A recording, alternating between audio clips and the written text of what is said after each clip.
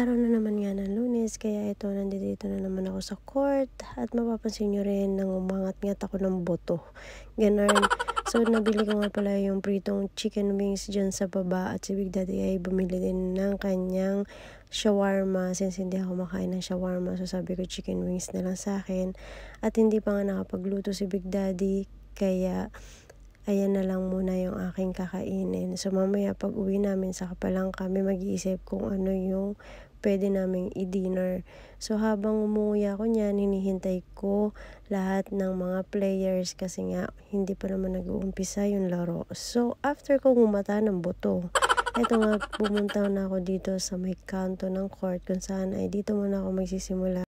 Tapos liliban na lang ulit ako dun sa kabila para naman sa kabilang team, gano'n. Para hindi ako masyadong mapagod dahil ang bibilis nilang tumakbo.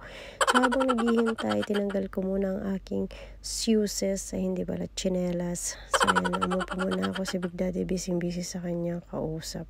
Ano na naman kaya yung binabalak na ito. So pagkatapos, syempre uwian na, nag-iisip na kami kung anong kakainin namin at saan kami kakain. So yun lang, bye!